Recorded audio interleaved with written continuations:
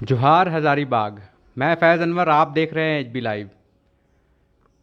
सबसे ज़्यादा लॉकडाउन में अगर किसी को नुकसान हुआ है तो वो कोचिंग इंस्टीट्यूट्स या फिर शिक्षण संस्थान, स्टूडेंट्स, छात्र, टीचर, इन सब लोगों को सबसे ज़्यादा प्रभाव पड़ा है और 2 सालों से लगातार ये झेल रहे हैं। कल ही ये फैसला आया है सरकार का कि 12वीं के बोर्ड, सीबीएसई के 12वीं के बोर्ड नहीं लिए जाएंगे, एग्ज़ाम नहीं लिए जाएंगे। जिस तरह से 10th क्लास का बोर्ड एग्ज़ाम नहीं हुआ, पूरी तरह कंप्लीट नहीं हो पाया, उस तरह से 12th का भी नहीं लिया जाएगा। तो छात्रों का फ्यूचर कैसा होगा हम लोग जानते हैं सेंट जेवियर स्कूल के वाइस प्रिंसिपल देवव्रत सर से। और भी प्रिंसिपल्स और वाइस प्रिंसिपल से बात करेंगे आज इस कड़ी में। सबसे पहले देवव्रत सर से बात करते हैं और जानते हैं ये फैसला जो आया है इसके बारे में उनकी क्या राय है, और जो छात्र उनसे मिलते हैं, रूबरू होते हैं, वो क्या सोचते हैं, उनका टाइम कैसे गुजर रहा है।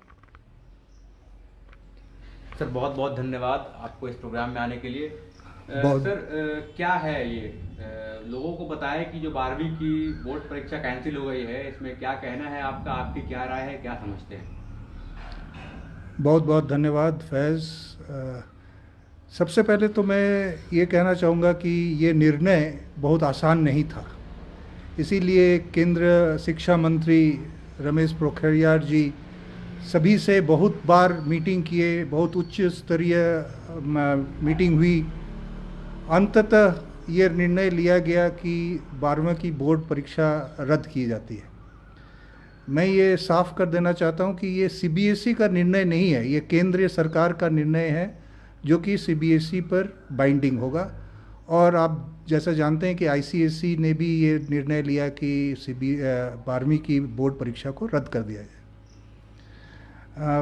अभी का जो परिप्रेक्ष्य है इसमें यही एक विकल्प नज़र आया, क्योंकि प्रधानमंत्री ने कहा है कि छात्रों का सेहत से, उनकी जान से ज़्यादा बढ़कर परीक्षा नहीं है। सही भी है कि जान है तो जहान है। लोगों का जान बचा रहेगा तभी फिर कुछ आगे भी कर सकेंगे।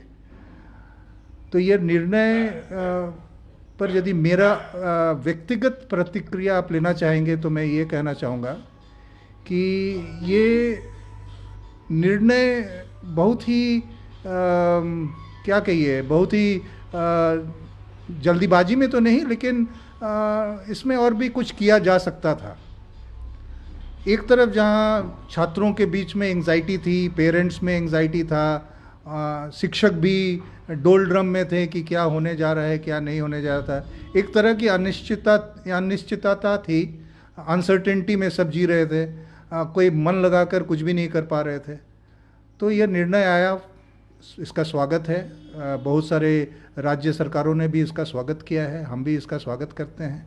लेकिन बच्चों से जब मेरी बातचीत हुई तो जो बच्चे 2 साल इस परीक्षा के लिए मेहनत किए हैं वे बहुत निराश हैं। उनका कहना है कि सरकार ने हमारे पक्ष को नहीं देखा। जो लोग थोड़ा एवरेज स्टूडेंट है उनके लिए तो यह हर्ष की बात है, लेकिन जो थोड़ा मेहनती हैं, जिसने बहुत मेहनत किया है कि हमको इसमें सफलता लाकर अपने आप को आगे बढ़ाना है, उनके लिए थोड़ा निराशा आया है। बिल्कुल सर, तो जैसे आपने बात की एवरेज की और तेज स्टूडेंट की, जब परीक्षाएं नहीं हो रही हैं तो आप लोगों को मार्क्स देने में कितना दिक्कत होगा। जब एग्जाम नहीं हो रही हैं तो आप लोग खुद से डिसाइड करते हैं, कौन डिसाइड करता है किसको कितना मार्क्स देना है, कैसे होगा आगे। नहीं, ये बात तो सही नहीं है कि स्कूल डिसाइड करता है क्या मार्क्स देना है नहीं देना है। ये तो केंद्रीय सरकार माध्यमिक शिक्षा बोर्ड जो है वो एक गाइडलाइन स्कूलों को भेजता है। 10वीं के लिए भी उन लोगों ने एक गाइडलाइन भेजा। उन्होंने 3 वर्ष का एवरेज निकाल कर एक बेस ईयर बनाया और उस प्रोटोकॉल को फॉलो करने के बाद ही स्कूल निर्णय लेते हैं। एक ये नहीं है कि सिर्फ प्रधान अध्यापक या उप प्रधान अध्यापक ही बैठकर सारे नंबर डाल दिए। परीक्षाओं को देखा जाता है, जो गाइडलाइन सीबीएसई भेजते हैं उसके बाद एक टीम बनती है, कोर टीम बनती है। उसमें 5 सदस्य होते हैं, 2 एक्सटर्नल्स भी आते हैं दूसरे स्कूल के, जो कि ये चीज़ देखते हैं कि सारा चीज़ को अनुपातित रूप में किया जा रहा है या नहीं। तो ये नहीं कहना गलत होगा कि जो मन में आया वो नंबर बैठा दिए। इसमें एक ऑब्जेक्टिव तरीके से सब चीज़ को किया जाता है और ये संतोषजनक भी रहेगा। बिल्कुल सर। तो एग्जाम्स अब कॉम्पिटिटिव उतना नहीं रहा, क्योंकि अब मार्क्स आप लोग डिसाइड करके देंगे या फिर जो भी बोर्ड बैठेगी। 12th के बाद जो करियर ऑप्शंस रहेगा लोगों के बाद, वो कैसे चुनेंगे और वो कैसे प्रतिभा पता चलेगा कि इन्होंने कितना मार्क्स लाया, कितनी काबिलियत थी और किस स्ट्रीम में जाना है? स्टूडेंट्स को कितनी दिक्कत होगी उसमें? हाँ, ये सवाल तो आपका बहुत ही माने महत्वपूर्ण सवाल है। ये सच में बच्चों को ये जानने में थोड़ा तो मुश्किल होगा कि कौन किस तरह का है, कहीं कि इसमें कोई इवैल्यूएशन हुआ नहीं, और जो मॉडरेशन होगा, मार्क्स का जो मॉडरेशन होगा, उससे उसकी गहराई की पता नहीं चल पाएगा। जो बच्चे फोकस्ड है उनके लिए तो कोई चिंता की बात नहीं है कि वो ऑलरेडी डिसाइडेड हैं कि हमको मेडिकल में जाना है, इंजीनियरिंग के में जाना है, और तो पहले से उसका तैयारी कर रहे हैं। लेकिन जो एवरेज या मीडियोकर स्टूडेंट्स हैं उनके लिए बहुत ही मैंने चिंता का विषय है उनको डिसाइड करना, क्योंकि अधिकतर समय देखेंगे कि रिजल्ट के बाद ही बच्चे डिसाइड करते हैं। तो उनके लिए ये डिसाइड कर पाना थोड़ा सा तो मुश्किल होगा, कॉलेज चुनना मुश्किल होगा, कॉलेज में प्रवेश पाना थोड़ा मुश्किल होगा, क्योंकि सभी स्कूलों का जो मापदंड है वो यूनिफॉर्म नहीं हो पाएगा, क्योंकि यहाँ सेंट्रलाइज इवैल्यूएशन नहीं हो रहा है। स्कूल अपने हिसाब से प्री बोर्ड्स को के क्वेश्चन सेट किए होंगे, स्टैंडर्ड ऑफ क्वेश्चंस क्या रहा होगा उनके प्री बोर्ड्स का, किस उद्देश्य से उनका इवैल्यूएशन हुआ होगा। बहुत स्कूल करते हैं कि थोड़ा कम नंबर देते हैं कि बच्चे और मेहनत करेंगे, बहुत स्कूल होते हैं कि नहीं, उनको मोटिवेट करने के लिए ज़्यादा नंबर दे देते हैं। तो वो थोड़ा तो अंतर पड़ेगा। और सर इन 2 सालों में लगातार 2 साल से लॉकडाउन की जो प्रक्रिया चल रही है, इसमें ऑफलाइन क्लासेस चल रहे हैं, ऑफलाइन क्लासेस नहीं चल रहे हैं, सिर्फ ऑनलाइन क्लासेस चल रही हैं। तो इसका क्या असर पड़ रहा है छात्रों पे? वो अपने दोस्तों से इंटरेक्ट नहीं कर पा रहे हैं उतना ज्यादा, पढ़ाई में क्या उतना ध्यान ऑनलाइन में लग रहा है? उनकी मानसिक स्थिति क्या है? 12th के छात्रों के, 10th के छात्रों की क्या है? बहुत सटीक प्रश्न है। मैं ये कहूँगा कि एक फेमस कहावत है, no machine however sophisticated it may be can replace a teacher. कोई भी मशीन जितना भी उसमें कुछ हो जाए, लेकिन वो एक शिक्षक को बदल नहीं सकता है। तो एक जो फिजिकल प्रेजेंस होती है, शिक्षक और छात्रों का जो फिजिकल प्रेजेंस होता है, वो तो मिसिंग है। और हम अतिशयोक्ति नहीं होगी यदि मैं कहूँ कि सारे स्कूल इसको एक ड्यूटी बाउंड काम कर रहे हैं कि पढ़ाना है, पढ़ा रहे हैं।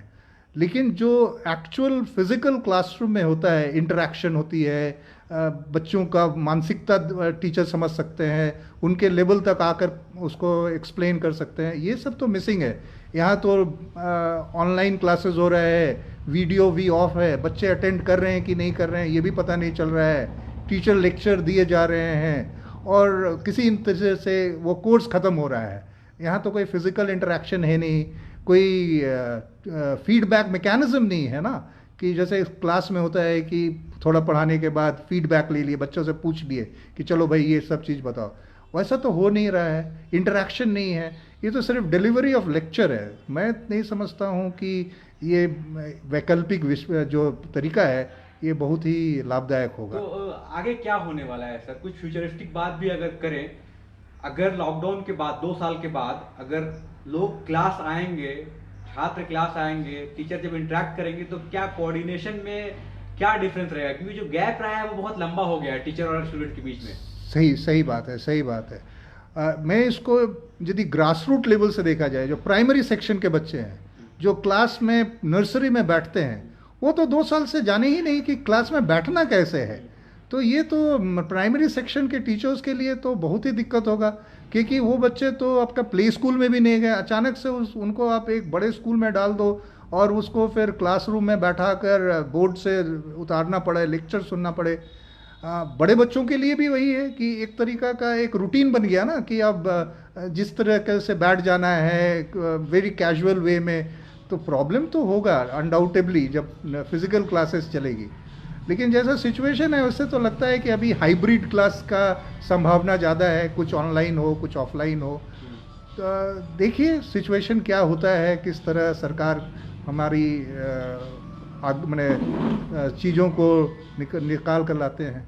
बिल्कुल sir. On a lighter note आखिरी सवाल है ये, बहुत लोग हैं फेसबुक में मैं देख रहा हूँ डालते रहते हैं कि सर कम से कम फेयरवेल करा दीजिए, कम से कम फ्रेशर्स पार्टी करा दीजिए सर, इसमें क्या कहना है आप लोग? बहुत लोग मिस करते हैं फेयरवेल, फ्रेशर, 12th और 10th के बच्चे, इस पे क्या कहना है? एग्जैक्टली सबसे बड़ा प्रॉब्लम ये है कि ये जो फेयरवेल जिसको आप बोल रहे हैं, ये वैलिडेटरी फंक्शन जो आप कहते हैं, मैं इसको थैंक्स गिविंग कहता हूँ, क्योंकि वो दिन होता है जब अभिभावक, बच्चे और शिक्षक तीनों स्तंभ जो विद्यालय के हैं और प्रशासन सब साथ में होते हैं। हम कहते हैं कि भाई अब 13 साल आप मेरे हाथ में दिए, अब मैं आप एक मैच्योर यंग मैन वुमेन आपको वापस कर रहा हूँ। उसमें लोग तरह तरह के अपने फैंसी ड्रेसेस में आना पसंद करते हैं, अपना कैजुअल ड्रेसेस में आना पसंद करते हैं। एक मौका होता है कि टीचर्स के साथ इंटरैक्ट हो, फोटोग्राफी हो, जो कि एक मेमोरी फॉर लाइफ टाइम रह जाता है। तो मैं बच्चों के इस भावना से बहुत ही अवगत हूँ और कुछ कर तो नहीं सका, लेकिन ये जरूर रहेगा कि उनको एक मोमेंटो कुछ यादगार के रूप में देने का कोशिश जरूर विद्यालय करेगा। चलिए, बहुत बहुत धन्यवाद। धन्यवाद। तो हम लोग बात कर रहे थे सेंट जेवियर स्कूल के वाइस प्रिंसिपल देवव्रत सर से। उन्होंने बताया किस तरह से जो छात्रों का जो जीवन अभी गुजर रहा है इस लॉकडाउन में, डिटेल में बताया, और सीबीएसई की जो 12th की 12वीं की जो परीक्षा है वो रद्द कर दी गई, उसके बारे में बताया। अगले कड़ी में हम लोग किसी और वाइस प्रिंसिपल या प्रिंसिपल से बात करेंगे और जानेंगे उनके स्कूल की स्थिति क्या है और वो क्या सोचते हैं। बहुत बहुत धन्यवाद। मैं फैज़ अनवर, एचबी लाइव से।